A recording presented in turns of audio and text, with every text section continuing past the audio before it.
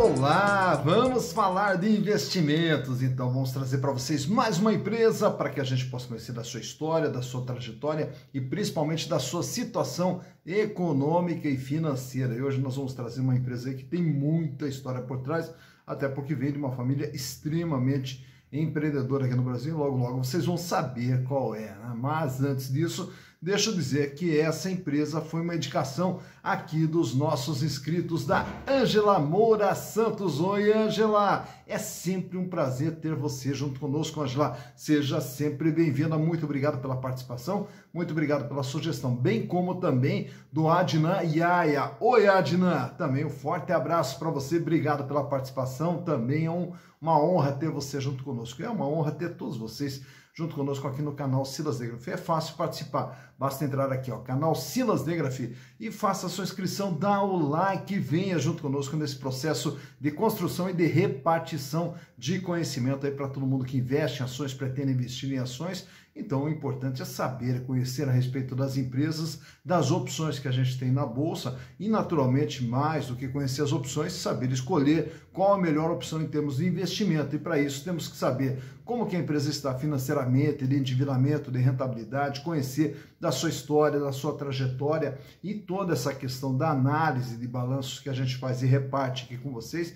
É um processo extremamente simples que você também pode aprender a fazer. E se você tiver interesse em aprender a fazer, no dia 11 de março, vocês são meus convidados para participar de um bate-papo, de um curso que a gente vai fazer sobre análise de balanços voltadas para investimento, onde eu vou repassar para vocês todos os processos que a gente faz aqui, inclusive até para fazer a análise que a gente reparte aqui com vocês. Então venha dia 11 de março, participar junto conosco, e é simples, basta entrar aqui, ó, nesse WhatsApp que está aparecendo aqui, e aí você já me manda uma mensagem e eu te passo todas as informações a respeito do curso. E você vai aprender tudo sobre análise de balanços para investimentos por apenas R$20, apenas R$20, e você vai participar junto conosco. Então vai ser um curso online, onde a gente vai estar junto, repartindo esse conhecimento, e eu naturalmente também aprendendo muito com vocês, porque conhecimento não é só transmissão de conhecimento, conhecimento se constrói, né? E o conhecimento se constrói aqui nessa interatividade que eu tenho com vocês. Mas a empresa indicada lá pela Ângela e também pelo Adnan é a Companhia Brasileira de Alumínio S.A. E essa Companhia Brasileira de Alumínio que eu citei para vocês, que tem uma história por trás e de uma família forte por trás, na verdade começa lá em 1941 com a família de Antônio Hermílio de Moraes. Antônio Hermílio de Moraes, que inclusive quando se fala de cimentos Votorantim no Brasil, praticamente a Votorantim que domina todo o cimento aqui no Brasil, mas no ano de 1941, a própria família Hermílio de Moraes também passou a trabalhar com a exploração de bauxita, com jazidas de bauxita, e aí passou a fazer beneficiamento na cidade de Mairim, aqui em São Paulo, lá instalações que eles tinham lá dentro de uma fazenda Rodovalho, que daí ficava no município de Mairim. E a partir daí, então, já surgiu a ideia de fazer uma fábrica mesmo de alumínio, e isso começa em 1949, quando começa todo o processo da construção da fábrica da Companhia Brasileira de Alumínio, que só foi inaugurada em 1955. E olha só, em 1955, na inauguração dessa fábrica, já estavam gerando 1.000 empregos na fábrica da Companhia Brasileira de Alumínio. E aí começa, então, toda a trajetória da CBA. Em 1957 também, qual era o grande problema? Fornecimento de energia para que a indústria de alumínio pudesse trabalhar. E aí construindo uma série, começou ali um processo de construção de uma série de usinas hidrelétricas para gerar energia para a indústria. Já no ano de 1972, a CBA praticamente era o maior produtor de alumínio aqui do Brasil, praticamente atendendo 30% da demanda de alumínio no Brasil, já era atendida através da Companhia Brasileira de Alumínio. No ano de 2003 começa uma outra fábrica de alumínio também, só que lá em Minas Gerais, em Miraí. Já no ano de 2010 adquire uma outra empresa chamada Metalex, que trabalhava com a reciclagem de alumínio. No ano de 2014, inaugura uma outra unidade em Sorocaba, no interior de São Paulo, e no ano de 2016, aí a CBA, ela desmembra de uma empresa chamada Votorantim Metais, ela desmembra e passa a ser uma empresa totalmente independente. No ano de 2020, adquire uma outra fábrica agora lá em Pernambuco, Itapissuma. E aí, já nessa fábrica, amplia a produção de chapas e folhas de alumínio. E agora, em julho de 2021, fazem o IPO da Companhia Brasileira de Alumínios. Mas, para a gente saber como é que está a situação da CBA, trouxe para vocês aqui os balanços de 2018, 2019 e 2020 e do terceiro trimestre de 2021, até porque ainda não saiu o balanço de 2021. Então vamos com as informações mais recentes da CBA. Portanto, vamos aos números.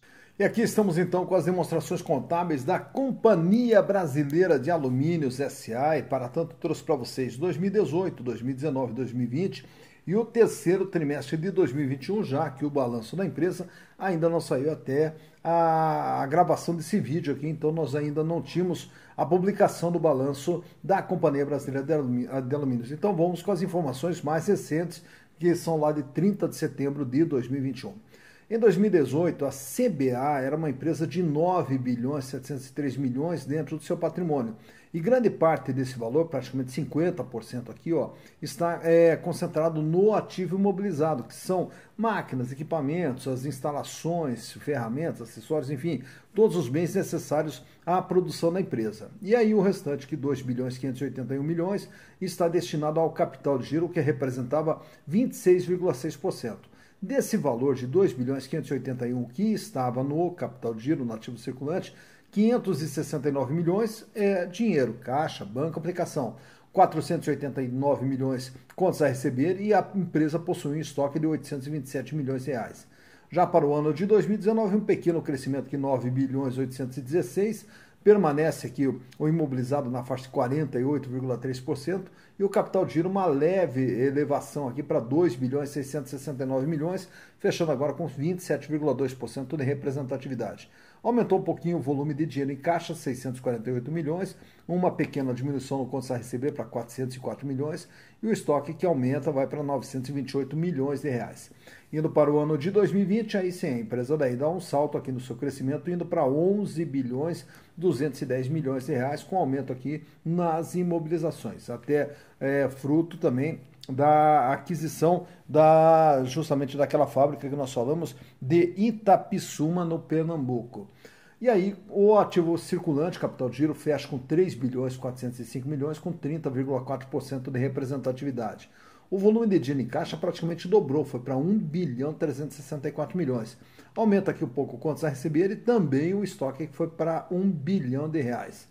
Já no terceiro trimestre de 2021, fecha com um ativo total de 11 bilhões 290 e o capital de giro 4 bilhões 296 milhões, mantendo 1 bilhão 378 milhões em caixa, 757 milhões em contas a receber e os estoques aumentam significativamente, indo para 1 bilhão 631 milhões de reais. Então reparem que durante 2020 foi um ano de crescimento do tamanho da companhia.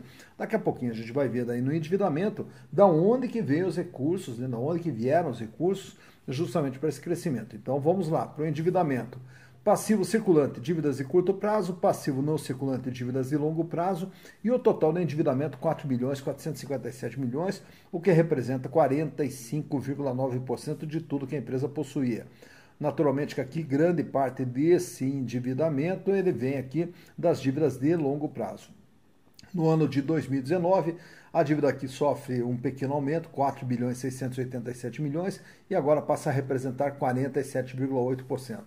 No ano de 2020, aí sim, aí a dívida dá um salto, vai para 7 bilhões 470 milhões e agora passa a pesar 66,6% sobre o patrimônio. Então hoje a dívida, em 2020, né, representava 2/3 de tudo que a empresa possuía e grande parte dessa dívida aqui, ó, no longo prazo. E agora então aqui explica esse crescimento de capital de giro e esse crescimento aqui também do ativo não circulante, em especial do imobilizado, através do quê? Da busca de financiamentos de longo prazo. Já no ano de 2021, aí o endividamento recua um pouquinho, 7 bilhões 267 milhões e fecha com 64,4%, grande parte, mais uma vez, destacando aqui que está no longo prazo. Já os resultados apresentados pela CBA. Em 2018, faturou 5 bilhões 417 milhões, em 2019, 5,263, em 2020, 5 bilhões 411. Então vejam que praticamente é uma estabilidade no faturamento da empresa ao longo dos 3 últimos exercícios. E agora, em 2021, agora sim, o faturamento da empresa começa a disparar. Já atinge 6 bilhões em apenas 9 meses de 2021. Projetando aqui um faturamento total em torno de 8 bilhões para o ano de 2021. Então, o ano de 2021, um ano bem mais promissor para a CBA. Em termos de resultados, um lucro de 54 milhões em 2018, prejuízo de 34 milhões em 2019, prejuízo aqui bem maior, 879 milhões em 2020, até porque aqui nós temos aqui os impostos sobre o lucro, um valor bem significativo, devido a reversões de provisões feitas pela companhia. E agora, já em 2021, ela volta a dar lucro, 222 milhões de reais. Um lucro até pequeno, mas só o fato de ter estancado o prejuízo e já começado aqui a tomar um caminho do lucro, já é um sinal bem interessante para a empresa. 222 milhões de lucro em apenas 9 meses, então projetando aqui pelo menos 280 milhões de lucro para o ano de 2021. Olhando agora os gráficos da situação financeira, temos aqui a liquidez geral, que fechou em 0,93 em 2018, 0,93 estável em 2019, cai ali para 0,72 em 2020 e agora em 2021 fecha em 0,74. Isso quer dizer, se a empresa tivesse que pagar todas as suas dívidas agora, de curto, médio e longo prazo, ela só teria 74 centavos para cada R$1 de dívida, mostrando então que ela não teria capacidade de pagamento de pagar todas as suas dívidas no longo prazo. Mas aí a gente recorre ao curto prazo, à liquidez corrente, para ver como é que está a situação da empresa no ano. Ela consegue pagar suas dívidas ou não? Então ele sai com um índice de 1,93 em 2018, 2,16 em 2019, 1,71 em 2020 e 1,84 em 2021. Isso quer dizer, para cada R$1 de dívida que ela terá que pagar no ano, ela já dispõe de R$1,84. Paga e sobra. Então, no curto prazo, a empresa não tem problemas financeiros. O problema está justamente no longo prazo. Mas como ela tem tempo ainda para pagar essas dívidas, então ela tem tempo ainda para produzir recursos para fazer frente a esse endividamento. Quando que a liquidez se torna problemática? Quando a liquidez geral é abaixo de 1 e a liquidez corrente também está abaixo de 1, aí a situação da empresa se torna bastante delicada financeiramente. Falando de endividamento, nesse outro quadro, trago para vocês aqui o comportamento da dívida ao longo desse período analisado. 45,9% em 2018, 47,7% em 2019, aí a dívida dispara, vai para 66,6% em 2020 e agora fecha com 64,3%. Isso quer dizer, de tudo que a empresa tem, ela deve 64,3%.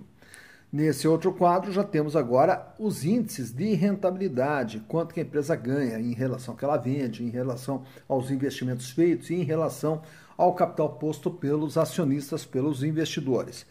Ela sai com a margem líquida, que é o ganho sobre a venda, no ano de 2018, com apenas 1% de tudo aquilo que ela vendia, tirando custo, tirando despesa, tirando tudo, sobrava 1% apenas para a empresa.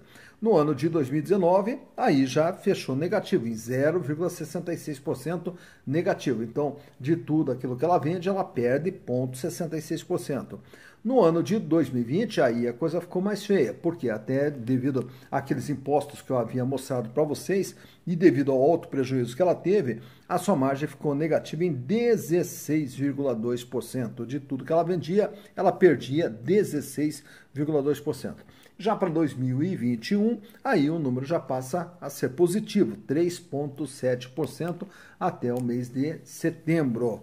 Já na rentabilidade do ativo, o ganho em relação ao investimento, ele sai de 0,55 em 2018, menos 0,4% em 2019 e menos 7,8% em 2020. Em relação a todo investimento, ela perdeu 7,8%. E na rentabilidade do PL, onde aparece ali também uma setinha ali, um quadrinho bem maior, né? Então vamos ver o que aconteceu ali. No ano de 2018, os acionistas tiveram um ganho de 1% ao investir na empresa e ter os seus ganhos através dos lucros gerados pela companhia. No ano de 2019, perderam 0,67%. E no ano de 2020, até em função do prejuízo, tiveram uma perda de 23,5%. Então, os prejuízos causados durante o ano de 2020 provocaram uma perda de 23,5% para os acionistas. Falando em acionistas, temos aqui alguns indicadores das ações. Apesar de ser uma empresa recente na Bolsa, mas já temos aqui alguns indicadores. Valor patrimonial, quanto que vale uma ação da Companhia Brasileira de Alumínio? R$ 6,45. Por quanto que ela está sendo comercializada? R$ 20,50. Em torno de R$ 20 até R$ 20,50, que é o valor que a gente buscou no dia da gravação desse vídeo aqui. Então, R$ 20,50. Então, algo que vale R$ 6,45 é vendido por R$ 20,50. Aí nos dá aquele outro indicador, preço dividido por valor patrimonial de 3,18. Isso quer dizer o quê? As ações da CBA estão sendo vendidas com um ágio de 218%. Lucro por ação. Como a empresa nesse ano de 2021 já vem registrando lucros, então no ano de 2021 cada ação terá direito a um lucro de 0,37. Então 37 centavos de lucro por ação, o que, se transformado em percentual, dá 1,90%. Dividendos por ação não tem, até porque, devido aos prejuízos que a empresa vinha apresentando anteriormente, ainda não tem histórico de pagamento de dividendos.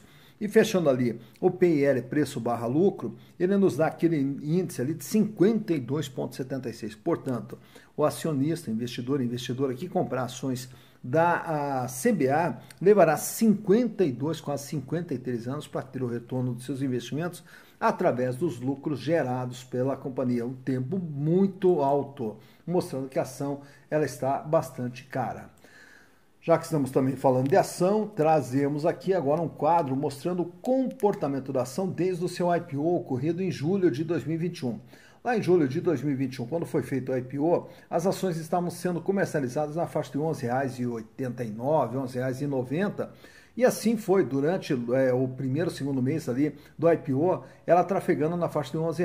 Teve uma pequena queda ali, caindo até R$ 10,27, aí voltou ao patamar de R$ 11, aí ela escala mais um pouquinho, já passa a trabalhar num patamar de R$ 12, R$ 13, aí chega no mês ali de outubro, já atinge um valor maior, R$ 16, não se sustenta, cai novamente, volta ali para a faixa dos R$ 12, R$ 13 e vai trafegando nesse intervalo até agora, o mês de janeiro de 2022. A partir de janeiro de 2022, aí sim a empresa começa um processo de evolução. E aí esse processo de evolução, a empresa sai lá do patamar de 12, 13 reais, aí ela já consegue chegar ali num patamar de 20 reais, né? E aí fecha agora no dia 22 de fevereiro ali com uma cotação na faixa ali de 20 reais a 20 reais e 50. Tá aqui então o comportamento das ações da Companhia Brasileira de Alumínio. Tá então, mais uma empresa conhecida, mais uma empresa analisada, a Companhia Brasileira de Alumínios S.A., a CBA, né? E agora então você já passa aí a conhecer, saber essa empresa, e aí, de acordo com os números, se você achou interessante os números, coloca no seu radar, porque aqui a gente retrata todas as empresas de acordo com os pedidos que vêm dos nossos inscritos. E aí a gente vai fazendo essa repartição aqui desse conhecimento construído através da análise dos balanços e da história das empresas e reparte para vocês. E aí, naturalmente, que vocês vão fazendo aí as avaliações, empresas que vale a pena, não vale a pena, até porque dentro da Bolsa nós temos diversas empresas e a maioria delas fora do radar, né? E aí a gente vai garimpando essas empresas e repassando as informações dessas empresas para vocês. Porque o importante é, na hora de fazer investimento na Bolsa, é conhecer um pouquinho da empresa, conhecer principalmente da situação econômica e financeira para poder fazer a sua opção de investimento de forma consciente, de forma segura, de forma tranquila, para poder diminuir riscos e aumentar as suas chances de sucesso nos seus investimentos. Claro que hoje, quando se fala em Bolsa, né, um momento extremamente turbulento que a gente está vivendo, mas todos esses momentos turbulentos hão de passar, até porque historicamente sempre foi assim, né? Então a Bolsa vai lá para cima, cai e tal, mas o importante é a gente ver como que vem a empresa, como que está a situação da empresa, até porque se a empresa estiver bem, logo, logo ela se recupera bem, mais rapidamente, né, do que as demais empresas. Então, vamos lá conhecer um pouquinho a respeito das empresas. E é um prazer poder sempre estar aqui com vocês. Dito isso, bons investimentos para vocês.